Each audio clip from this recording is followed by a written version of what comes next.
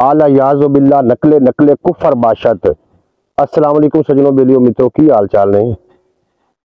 किथे पहुंच गई दुनिया, सानू पता ही कोई नहीं, सी सुते रह गए और दुनिया किथों दी किथे पहुंच गई। पिछले दिनों च लाहौर सुन रहा है कि इवेंट पास होया, एक इवेंट हो रहा ट्रांसजेंडर का, सुने उसी वो पंजाबी अखा खोलो, ये इवेंट पास एवं नहीं होया, ये मगर एक बड़ा बड़ा एजेंडा काम कर रहा है और उस एजेंडे का नाम है, वो मैं अगे चल के थोड़ा दसना कि एजेंडे का नाम है। पहले मैं थोड़ा इवेंट के बारे दस लवा।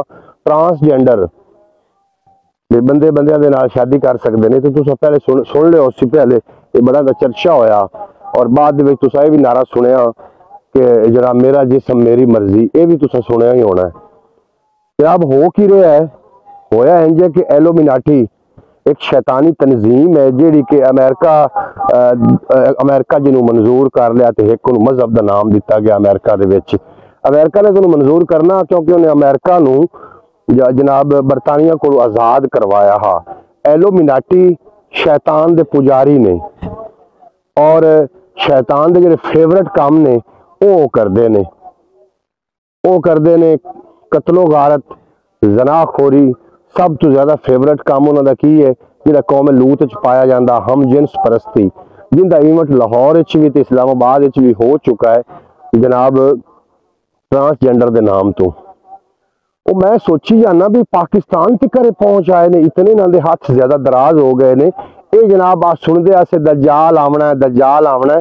ये दज्जाल की वो टीम है जिहड़ी कि जनाब पाकिस्तान तक भी पहुंच गई तो अपने ये जनाब पंजे गढ़ रही है। अपने ईमान का तो अपने बच्चों के ईमान का जनाब खैर मनाओ, इन्होंने टिकटॉक से डांस गाने ही ना विखाई रखो, कोई दीन की तालीम भी दो जनाब। यदा तरीका वारदात थानू मैं दस देना, तरीका वारदात की है, किवें तरीका वारदात नाल लोगों तक पहुंचते हैं।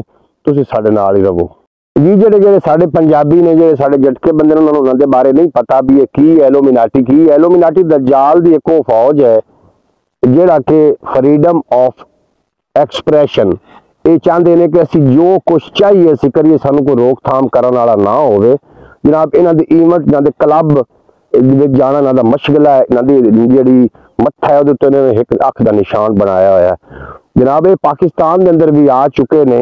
इन्हां दा तरीका वारदात ये है कि जिहड़े बच्चे ने स्कूल दे कॉलेजेस दे बच्चे ने उन्हां दे उत्ते जनाब जाके करदे ने, क्योंकि कच्चियां उमरां होंदियां ने अजे तक वो जिनसी जिहड़ा है ना जी वो एक्सपीरियंस हासिल कर रहे होंगे ने, तो ये जनाब उन्होंने विश पूरी करते हैं तो वो इस टीम का हिस्सा बन जाते हैं। वड्डे भी बनते हैं, वड्डियां नूं भी लालच पा लेंदे ने, वड्डियां नूं लालच देंदे ने जनाब तुहाडे मोए दे नाल तुहानूं असीं मिला देंगे या तुहाडी जिहड़ी कोई विश पूरी करांगे, एक साल दे विच तुहानूं इतना सारा अमीर कर दे सन कि तुहाडा रहना ही कोई नहीं, तुहाडे दिल च रहना ही कोई नहीं कि हुण सानूं की चाहीदा, दुनिया की हर शै तां साडे कोल आ गई जनाब। इस तरीके करदे ने ते बाद दे विच की हुंदा है जी नाज़रीन। इन्हां दे जिहड़े फेवरेट काम ने, जिहड़े बाकी दे मजहब जिहड़े कामां तो रोकदे ने, जिहड़े बाकी दे सारे मजहब रोकदे ने, जिहड़े कामां तो रोकदे ने, वो इन्हां दे जिहड़ा देवता है ओहदे फेवरेट हो जनाब मशगले ने।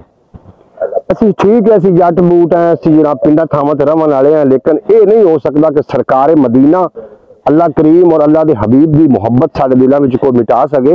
लेकिन वो जिहड़ी तंजीम है वो अपना काम कर रही है, सानू फिरका वारियत फसा के तू शिया है, तू सुन्नी है, तू वाबी है, इधे ना वड़ी है वाबी है, इधे ना जामी है सुन्नी है, इधे ना जामी है देवबंद है, इधे ना जामी है फलां है। सानू फिरका वारियत फसा के इल्यूमिनाटी ने जनाब पंजे आदे गड्ढने शुरू कर दिते ने। और इन्हां दे जिहड़े फेवरेट काम ने वो जनाब औरतां नूं उकसाना, बच्चियां नूं, यानी कि फेवरेट काम कौमे लूत जिहड़ा पाया जाता वो इन्हां दा फेवरेट काम है। ते पाकिस्तान तक किवें पहुंचे ने? पाकिस्तान दे विच एक ड्रामा लॉन्च होया बरज़ख, वो इन्हां दा ही ताना बाना मैनूं लगदा जिहड़ा कि पाकिस्तान विच जनाब किवें बिल पास हो गया। इन्हां ने बरतानिया, यूके, अमेरिका मतलब इन्हां जगह ते अपने असर रसूख विखा के उत्थे अपना करके मामला ईरान ही दाखिल होए, 250 बंदा उत्थों पकड़िया गया ईरान चों, उन्होंने हुकूमत ने पकड़ लिया। हुण पाकिस्तान ही दाखिल हो चुके ने ते पाकिस्तान के जिहड़े लोग ने ये हुण हुकूमत के जिहड़े करिंदे ने, जिहड़े ताकत रखते हैं, उन्होंने चाहिए तो काम करन। इल्यूमिनाटी जिहड़ा पाकिस्तान दे विच बिल्कुल असीं इस तो बेजारी जनाब जाहिर करते हैं। इन्हां दा की काम है जिहड़ा इन्हां दी इस टीम दे विच शामिल होंदा है, उहदे कोल सब तो पहला काम ये करवाइंदे ने, कुरान दी मुकद्दस किताब लैके ईसाइयों ने भी सिरापा एहतजाज होए ने इन्हां दे खिलाफ।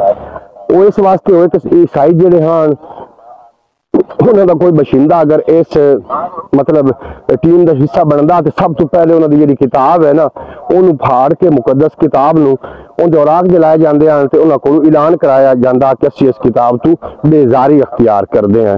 इस तरीके अगर मुसलमानों के नाल मामला करसन तो जनाब नाउज बिल्ला हो सकता है कि साडी किताब के नाल भी ये मामला करन। इन्हां दी पहुंच जनाब तुहाडे ईमान तिकर, तुहाडी जान तिकर, तुहाडे माल तिकर हो चुकी है। और सब तो कीमती चीज़ दुनिया दे विच दुनिया और आखरत दे विच जिहड़ी शै है वो है ईमान।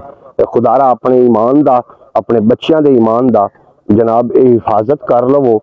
पाकिस्तान जे जनाब इस्लामी जमहूरिया पाकिस्तान दे विच इन्हां दा आ जाना ये कोई मामूली काम नहीं है, ये बड़ा वड्डा काम है। अगर इहो जे कोई लोग थानू नज़र आउंदे ने तो जनाब हुकूमत के खिलाफ कोई एक्शन लवे या ना लवे, थानू चाहिए कि तुसी जनाब अपना जिहड़ा है अपनी आवाज़ बुलंद करो। आवाज़ तो तुसी बुलंद कर सकते हो ना। फिर जनाब इत्थे जिहड़ी बारिश है रहमत की बारिश है जहमत बन के कभी भी नहीं आएगी। नहीं तो इस तरीके रहमत की जी बारिशा ने जहमत बन के आउंदियां रहनगियां। अजे तक तो रहमत की बारिश जहमत बन के आई है। अगर ना हो उनकी रहमत दरमियान में तो आग लग जाए दोनों जहां में। ज़रूर सोचना और इस वीडियो को शेयर कर देना।